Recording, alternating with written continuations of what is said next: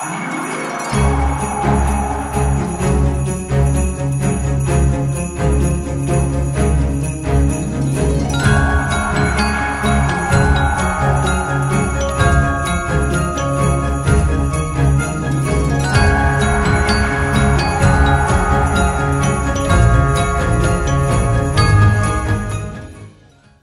à tous, bienvenue dans ce calendrier de l'Avent. Je suis Tatiana Ventose et je dis souvent que la plupart des politiques n'ont pas de projet, j'entends de projet d'organisation sociale, qu'ils n'ont pas de vision de la société, qu'ils ne comprennent pas l'organisation de la société telle qu'elle est, et qu'ils ont encore moins d'idées sur ce qu'ils veulent comme organisation sociale. Mais il y en a un pour qui c'est pas vrai, et c'est quelqu'un que je connais bien, et il s'agit de Jean-Luc Mélenchon. Lui, il en a une de vision de la société. Oui, par contre, c'est n'importe quoi. Il en a même fait récemment un concept qu'il appelle Nouvelle France, opposé donc à la vieille France, ou à ce qu'il appelle la France traditionnelle, qu'il qualifie de diminuée dans le Nouvel Obs du 3 octobre. En fait, pour Jean-Luc Mélenchon, les anciennes catégories sociales n'existent plus. Alors qu'est-ce qu'il appelle les anciennes catégories sociales?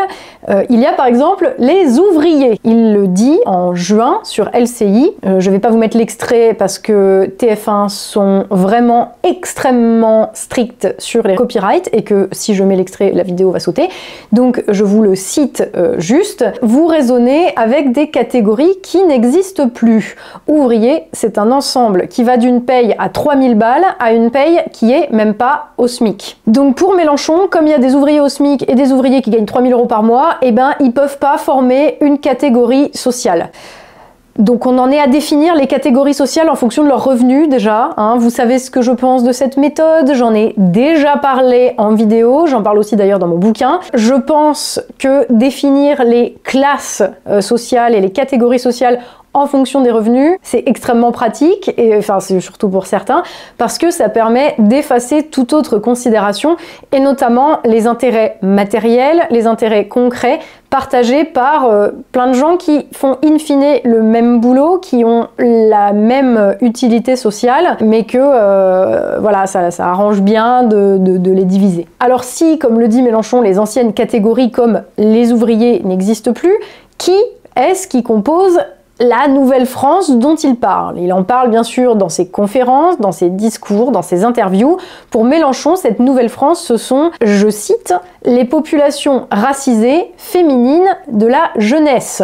Pour lui, la société, elle s'organise donc autour de ceux qu'il appelle les racisés. D'ailleurs, ce faisant, il reprend directement des concepts américains, hein, c'est super. Donc des racisés, des femmes et des jeunes qui constituent selon lui le peuple. Et ce peuple, selon lui, s'opposerait à l'oligarchie, là, je cite à nouveau, hein, dans l'interview de LCI, la poignée de milliardaires qui tiennent les médias. Alors déjà, oligarchie, c'est pas un groupe de gens, c'est un système politique où ce sont les oligarques qui qui ont le pouvoir. Mais enfin bon, on n'est pas à une absurdité près. Et dites-vous qu'on parle d'un mec qui est lettré, ça donne le niveau du reste de la classe politique.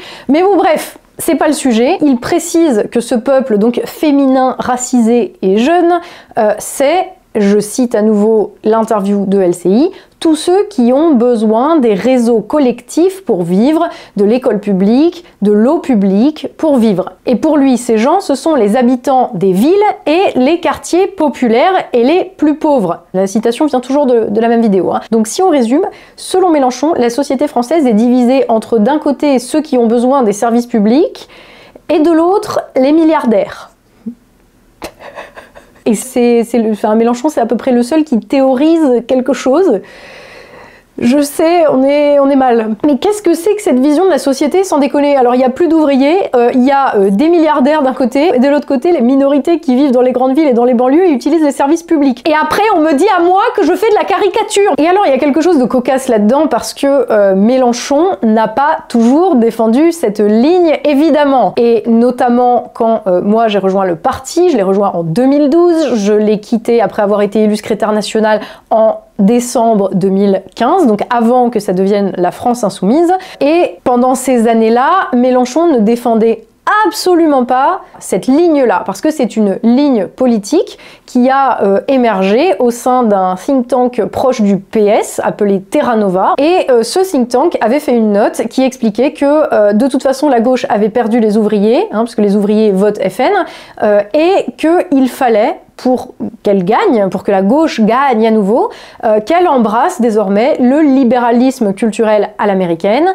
les politiques intersectionnelles, qu'elle s'adresse aux minorités, bref, qu'elle ne perde surtout plus son temps à parler à des ouvriers qui ne l'écoutent plus et que, à la place, elle parle aux femmes, à la jeunesse et aux immigrés en tant que catégorie sociale dont les voix, en fait, allaient pouvoir s'additionner pour lui permettre de gagner. Et d'ailleurs, c'est cette stratégie-là qui a permis à Obama de gagner en 2008. On appréciera le résultat 15 ans plus tard. Donc bref, Jean-Luc Mélenchon, qui était jusqu'à il y a peu farouchement laïcard, avec une formation même marxiste, il n'a donc pas toujours tenu ce discours. Le tournant, il est venu après 2017, quand il a gagné à 600 000 voix près. Et les 600 000 voix, eh bien, il a décidé, puisque il savait qu'il allait pas les regagner chez les ouvriers, parce que les ouvriers l'écoutent pas, ça c'est désolé pour lui, et ces 600 000 voix, il a alors décidé qu'il allait aller les chercher dans les quartiers populaires des villes et des banlieues. C'est à ce moment-là que ils ont mis au point de nouvelles méthodes,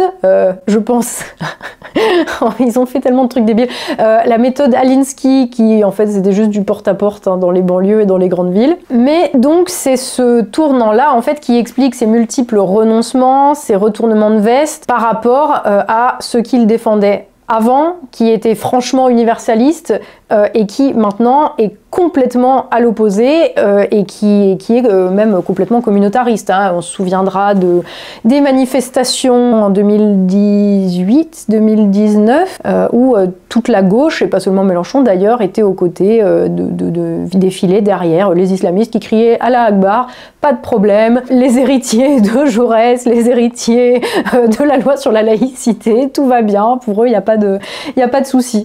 Mais donc voilà, l'idée c'était qu'à partir de 2017, il fallait qu'il aille chercher ces 600 000 voix et que donc il se mette à parler aux immigrés, aux femmes, aux minorités pour gagner en fait la prochaine présidentielle. Et ce sont donc ces gens, les minorités, qui constituent cette nouvelle France qu'il appelle de ses voeux. Au soir des élections, au soir du résultat des élections là, en 2024, il a appelé à la mobilisation sa nouvelle France. Et il les a définis en tant que les citoyens, je cite, dont les parents émigrés des autres continents et des autres provinces de France se sont rassemblés dans ces grands ensembles urbains que l'on voit partout sur notre territoire. Voilà, c'était le 9 juin 2024. Il explique clairement que la Nouvelle-France, ce sont les immigrés des banlieues des grandes villes. On ne peut pas faire plus clair. Et il ajoute ça au fait que la France, alors c'est créolisé, c'est-à-dire qu'elle s'est déjà mélangée. Moi c'est curieux, je trouve que ça ressemble quand même vachement à la théorie du grand remplacement portée par les mêmes de l'autre côté. Mais juste en disant c'est vachement bien, là où les autres disent c'est une menace. Et par contre, ces mecs passent leur temps à traiter les gens de racistes. Moi, je trouve ça génial. Tout ça pour revenir donc à cette nouvelle France. Ce que fait Mélenchon en réalité là, c'est ce qu'on peut appeler une opération performative. C'est-à-dire qu'il répète quelque chose qu'il souhaite voir s'accomplir, faisant comme si c'était déjà une réalité, comme il ferait une formule magique, une incantation, en espérant donner corps à cette réalité, en espérant que ce qu'il appelle de ses voeux, son souhait, se fasse réalité. Il décrit, je cite, cette France, la nouvelle France, qui s'est constituée au cours des 2 dernières générations comme fait social spontané, non un projet politique formel, dans le Nouvel Obs du 3 octobre. Et donc il nous dit ça, mais en même temps, il nous exhorte à ce que ce fait soit reconnu comme une réalité culturelle fondamentale. Le truc, c'est que si t'appelles à ce que ce soit reconnu, c'est pas un fait. Et il le sait très bien, Mélenchon, que ce n'est pas une réalité, que cette créolisation n'est pas une réalité. Mais il le dit en espérant que cela donne corps à sa théorie et que ça lui rapporte à la fin des voix aux élections. Et c'est tout. La créolisation est un fait qui rend possible l'émergence de la Nouvelle France. Voilà ce qu'il nous dit. Et pour lui, la Nouvelle France, c'est des foules immenses qui se créolisent, c'est tous les gens qui, je cite, veulent vivre ensemble, qui ne veulent pas être la France coloniale, qui ne veulent pas être la France sexiste. Voilà la France que nous voulons représenter et construire ensemble, que nous voulons représenter, pas que nous représentons. Il faut qu'elle jaillisse. Cette nouvelle France, nous explique-t-il. À nouveau, si c'est une réalité, elle n'a pas besoin de jaillir. Sauf que Mélenchon, en fait, ne considérera pas que cette nouvelle France a jailli tant qu'il ne sera pas président. Parce que gagner la présidentielle, en fait, c'est pour ça qu'il fait tout ça. C'est pour ça qu'il essaye de créer une réalité qu'il fantasme, en fait, parce que la réalité qui est réelle, pour le coup, ne lui plaît pas, parce que la majorité des gens ne votera jamais pour lui, parce que c'est un malade mental, et du coup, il essaye de se raccrocher un petit peu aux branches comme il peut, en l'occurrence aux branches du communautarisme, du libéralisme culturel, là où de l'autre côté, certains se raccrochent aux branches du libéralisme économique, alors que les deux vont de pair et sont bien main dans la main et incarnés dans la Macronie. Mais enfin bon, bref, c'est ça qu'il faut qu'en fait vous compreniez, c'est que cette nouvelle France qu'il veut voir jaillir, il le fait exclusivement dans un but électoral. Il fait juste ça pour avoir les voix des gars des banlieues, parce que son but ultime, c'est la présidence de la République. Et venez pas me dire le contraire, je connais très bien l'animal. Et d'ailleurs, il nous le confirme dans une conférence de juillet 2024 en nous disant que ce qu'il cherche, c'est l'hégémonie politique de cette nouvelle France par genre, par manière de vivre, par culture, que nous allons appeler à la conquête du pouvoir en 2027. Voilà le projet politique du bonhomme. Il le résume même dans un tweet où il dit, pareil le soir du résultat des européennes, « Peuple des villes et des banlieues, appropriez-vous la France, faites-en votre patrie ». On pourrait considérer que c'est un appel à la guerre civile. Il est prêt à tout, en fait, pour que cette nouvelle France prenne le dessus sur la France rance, celle qu'il appelle la France traditionnelle, diminuée, ignorante, pas créolisée, etc. et dont il ne souhaite absolument plus voir les reliques. Et ces reliques, les reliques en question, ce sont les agriculteurs, les ouvriers, les artisans, tous ceux qui habitent ailleurs que dans des grandes villes et des banlieues, c'est-à-dire une grosse partie de la population française, tous ceux qui habitent dans la France périphérique. Donc c'est à ça qu'il exhorte le peuple des villes et des banlieues. Donnez-nous les 600 000 voix qui nous manquent, parce que les ouvriers ne voteront plus jamais pour nous, et comme je veux être président, moi Mélenchon, je suis prêt à donner des gages aux islamistes, à rentrer dans tous les délires woke les plus débiles, à parler de la planète qui brûle pour avoir les voix des musulmans, des femmes et des jeunes. Sauf que pour le coup, la performativité du langage, elle a quand même une limite. Enfin, c'est pas un truc magique. Cette limite, elle s'appelle la réalité. C'est pas parce que je vais répéter tous les jours que j'ai des ailes et que je peux voler que ça va finir par arriver. Et de la même manière, c'est pas parce que Jean-Luc Mélenchon qui répète en chœur avec Jacques Attali et tous les autres FDP qui ont essayé de détruire la France et de détruire ses producteurs, c'est pas parce qu'il le répète que les ouvriers ont véritablement disparu et que c'est vraiment le cas. Alors certes, ils ont pourtant essayé de les faire disparaître, ils sont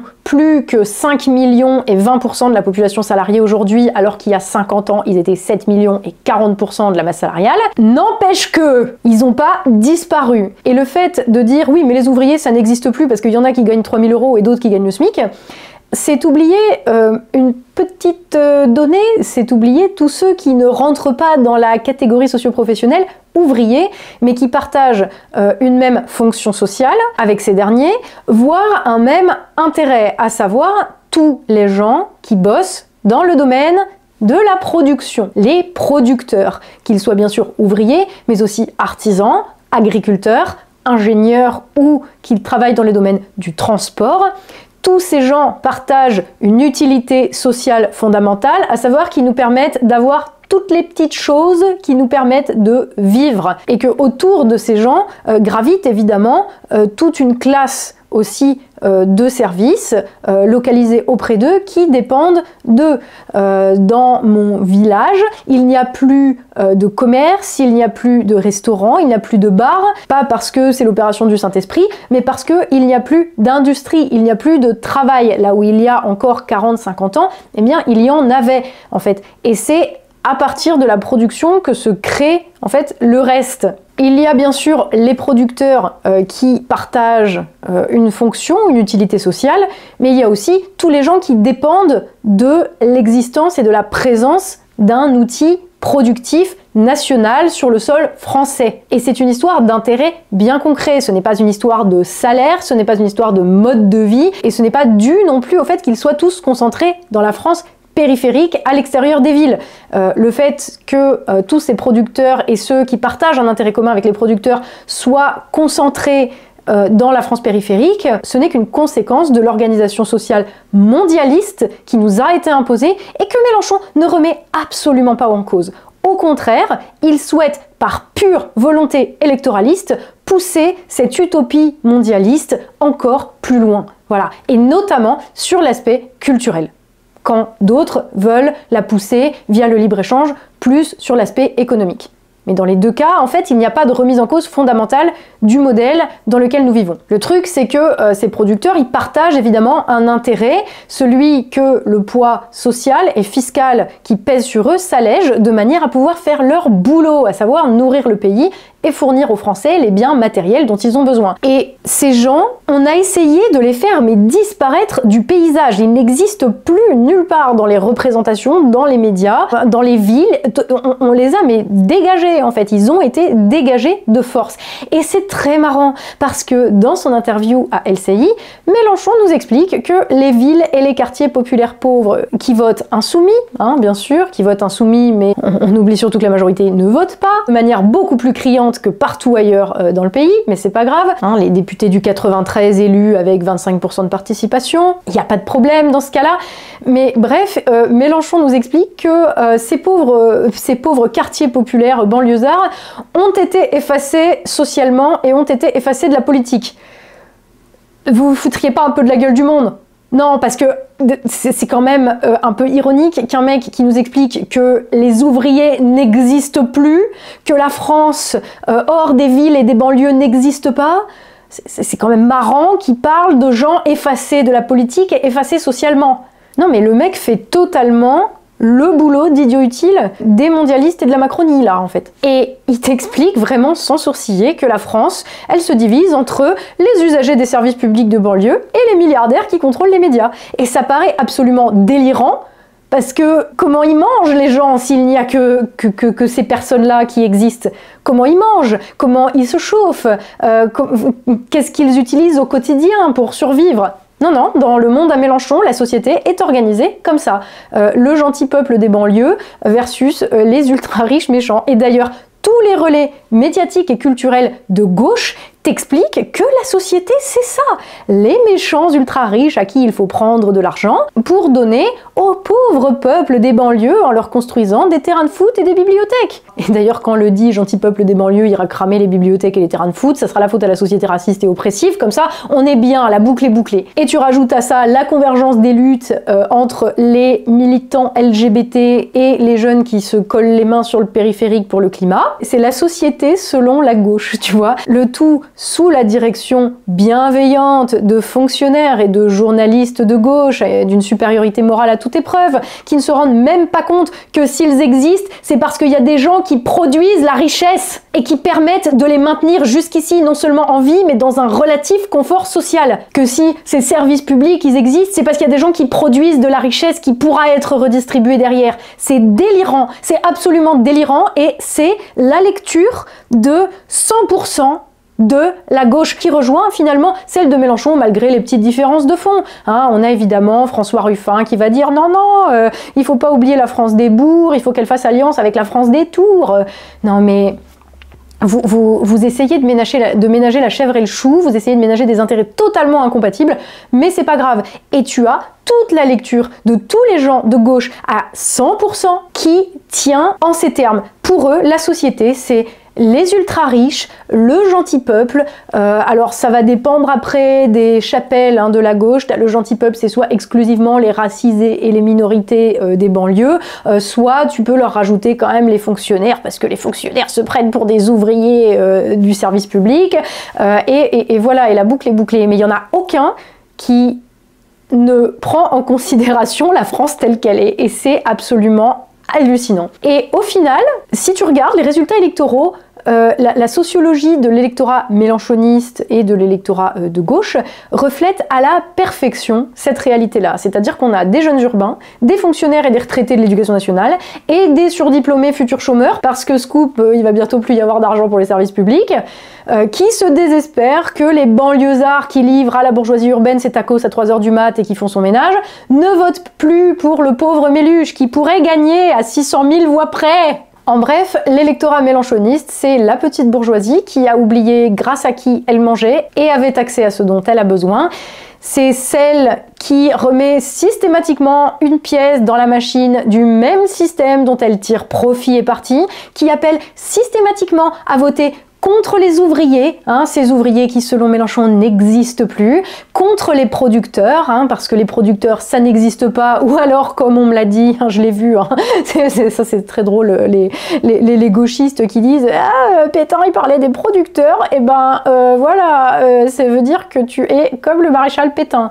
Ouais, alors les gars, en fait le truc c'est que il y a 50 ans, la production, c'était acté que c'était au centre de la société. Jusqu'à il y a 50 ans, en fait, personne ne remettait en cause cette réalité fondamentale. C'est pour ça que Pétain parlait des producteurs, mais c'est aussi pour ça que dans les paroles de l'Internationale, il y a producteurs, sauvons-nous nous-mêmes, si vous voulez. Donc, à un moment donné, en fait, c'est vous qui êtes complètement décalqué, complètement déconnecté de la réalité matérielle, et ça va vous revenir dans les dents. Et croyez-moi, on sera nombreux à rigoler en fait. On est déjà très nombreux à rigoler à chaque fois que vous prenez une branlée électorale et que vous essayez de maquiller ça et que vous vous repliez de plus en plus sur vos délires sectaires, wokistes, débiles. Voilà, ça c'était pour tous les Mongoliens gauchistes.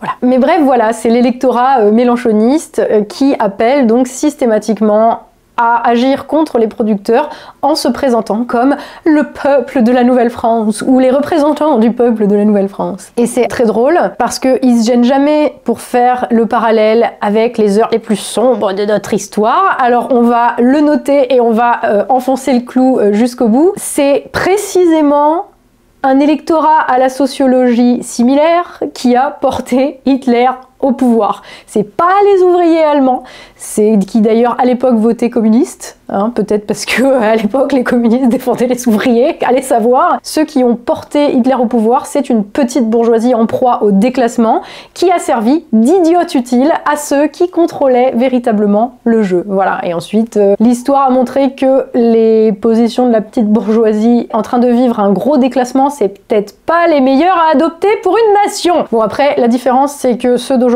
sont quand même fichtrement plus débiles que ceux de l'époque, donc tout n'est pas perdu. Je vous dis à demain, vive la France libre et surtout, bien sûr, comme d'habitude, prenez soin de vous.